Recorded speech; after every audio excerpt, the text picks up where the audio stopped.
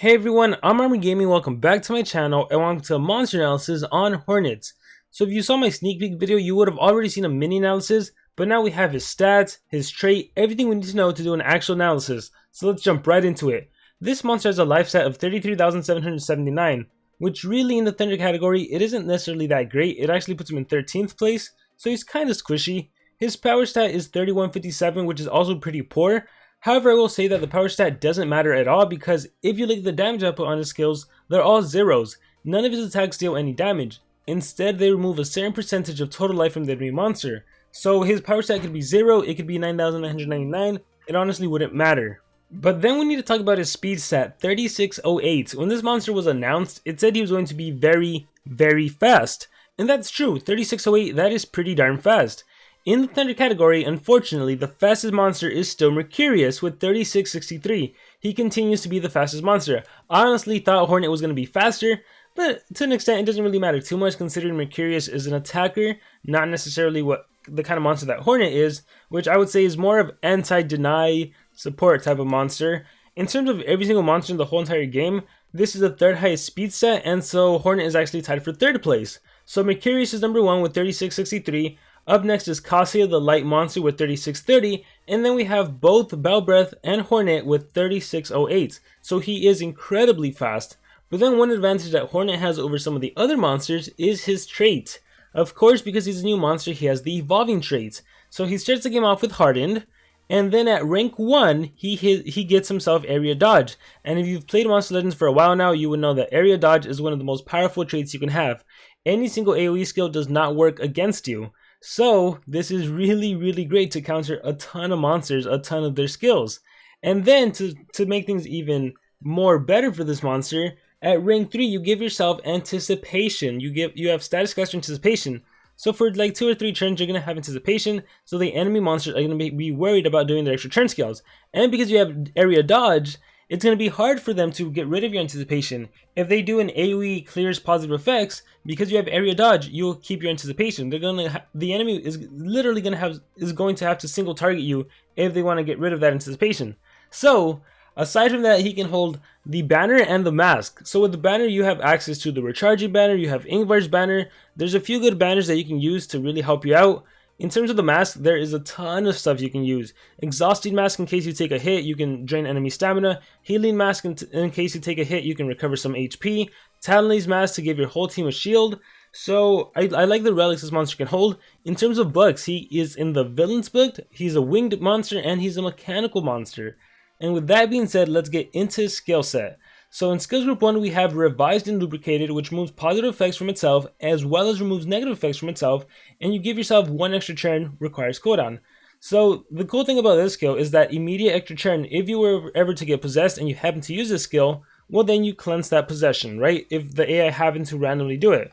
Another good thing about this skill is that it essentially sets down the cooldown on your other skills by 1. So looking at the 6k barrier, which has a 1 turn cooldown, you'd be able to do 6k barrier on your first turn, and on your next turn you'd be able to do Revised and Lubricated and do 6k barrier again. So that's always kind of nice. So extra turn skills, you may or may not need this. It also removes all your negative effects, so that could definitely come in handy. The downside is you also lose your positive effects. But let's keep going. The 6k barrier removes 20% of total life from one enemy, and it applies blind twice to one enemy. So this is useful if the enemy monsters have hardened or tough or anything greater than that. It basically makes it more likely that the blind will actually land, and on top of that, it's removing 20% of total life. And what you're going to see with Hornet is that all of the skills are going to remove X% of life from the enemy monster, which is cool because aside from doing that sort of like damage output, this monster can do more because all of the skills do some sort of extra effect. And you know what? At first I was kind of iffy on how I felt about it, but then I'm like, I kind of like that it's a certain percentage of life, especially because right now in the meta, the game is dominated by tanks, mega taunt monsters.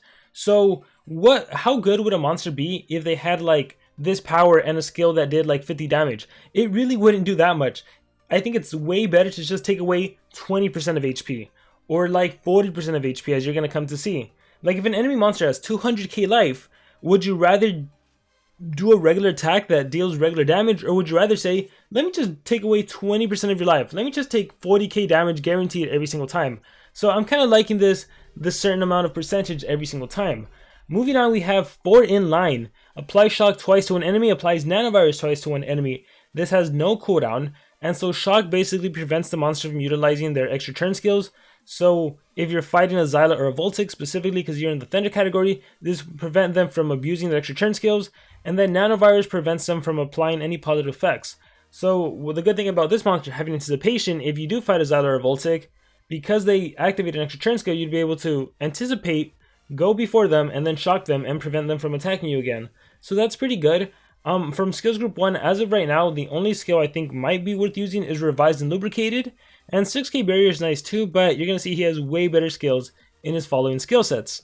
So tier 2 skills, we have Super Light ER6N. Removes 40% of total life from an enemy, applies Minor Blind and Shock to all enemies, requires cooldown. So this will single target drain life from a single enemy monster, but the Minor Blind I should add, that's 25%. The Minor Blind and the Shock, that's to all of the enemy monsters. So the best thing about this skill is that it takes away the most HP, 40% of total life, that is a lot. And then the Minor Blind, I would say, anything that reduces enemy accuracy, anything that can prevent them from landing an attack on you, that's pretty good. And the Shock is also good to prevent those extra turn skills. We have Smoked Helmet, which moves 20% of total life from one enemy, applies major damage reduction and blind to all enemies. So I called this in the previous video, this is like Super Daze or Mega Daze. Because Daze, if you recall, it reduces damage output by 25% as well as accuracy by 25%. Well, major damage reduction, this is a minus 50% damage reduction, and blind is minus 50% accuracy. So together, it's like a Mega Daze, right? So minus 50% damage reduction and blind, I'd say that's pretty good. A lot of times the enemy's monsters will be missing their attacks, so that's awesome. This you could also combine with Super Light ER6N because the Minor Blind does stack with the blind. So, you know, this monster, what I like about him is he's really reducing enemy accuracy. Now, let's keep going. Anti-Brutish System. Removes all negative effects from all allies, applies immunity to control and torch to all allies, requires cooldown. So this skill is awesome, I would say. Your whole team, any negative effects they may have, you get rid of those. You give your whole team immunity to control and torture. And I feel like torture is so powerful in the game right now. We have Curse, we have Drown, we have Ignition, we have Sunburn. We have all of these tortures in the game. It's one of the best way to kill tanks and everything. So being able to give your team an immunity to torture as well as control, this is why this monster is anti-deny, but he's also anti-DOT. And because when you go back to his traits, because he's super fast and he has the area dodge, like for example, if you fight a Warmaster Charizard who lands a control on your team, it won't land against Hornet because you have your dodge area.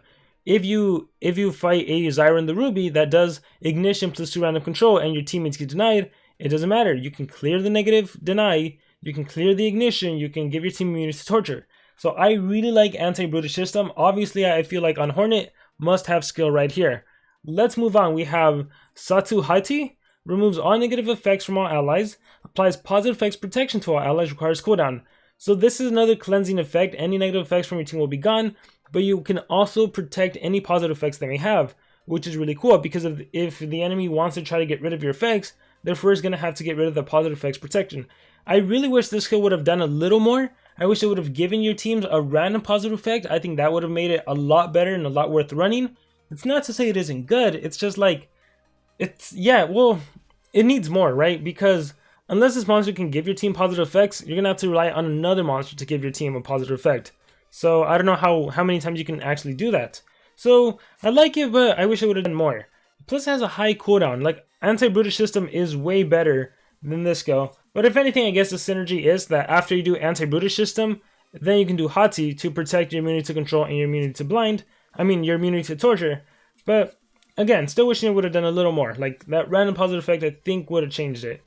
DP26 Syndrome. Removes 30% of total life from one enemy, removes positive status effects from all enemies, applies nanovirus to all enemies. So this one's pretty cool.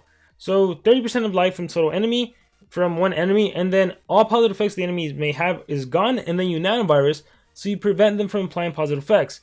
So if the enemy team has an Elvira and they start the game off with evasion, you can do this skill to get rid of evasion and apply nanovirus. Now that 30% total life, that isn't going to land because the enemy monster will start have evasion before you remove the positive effect, but it's still a way to get rid of their positive effects and apply a nanovirus.